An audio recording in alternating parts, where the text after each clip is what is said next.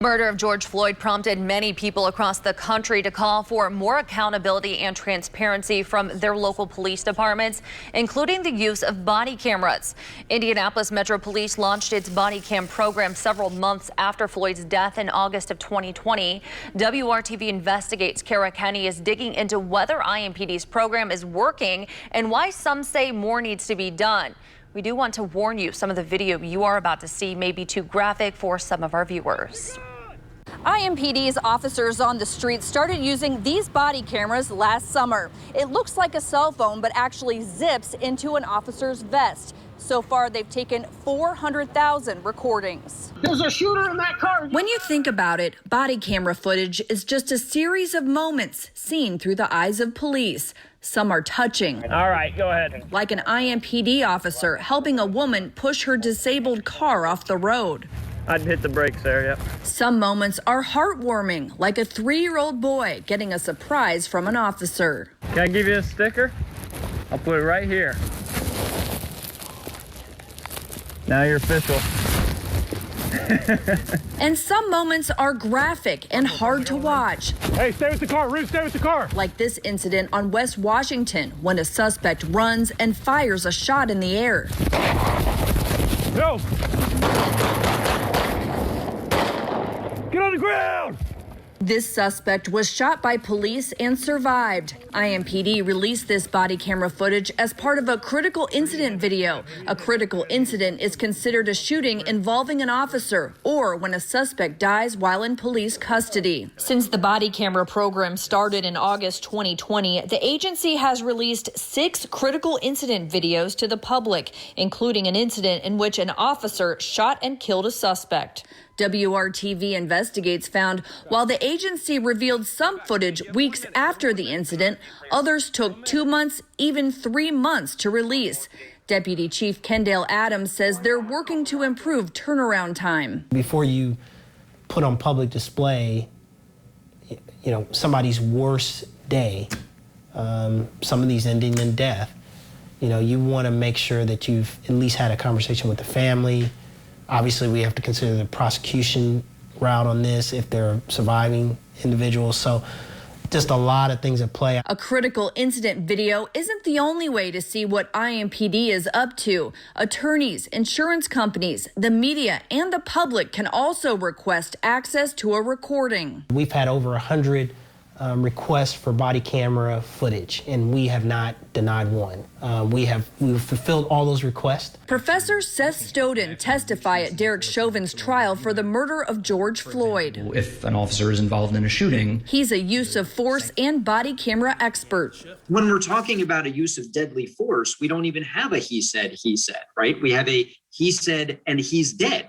So having more information, even if it's imperfect, which it often is, can be really valuable. Stodden told us body camera footage is not as valuable if it sits on the digital shelf gathering dust, which is why it's important for police departments to internally review footage. Someone has to be reviewing the video, finding those lessons, developing the training that officers will be presented with. And that has to be actually allowed, right? Some agencies do not allow their training unit to use body-worn camera video that comes from that agency. When you've been trained. Indianapolis civil rights attorney Terrence Kennard agrees. If folks aren't reviewing that tape, using those as training opportunities when they do see a misstep or an error, if they're not fully engaged on the buy-in, then what is it for?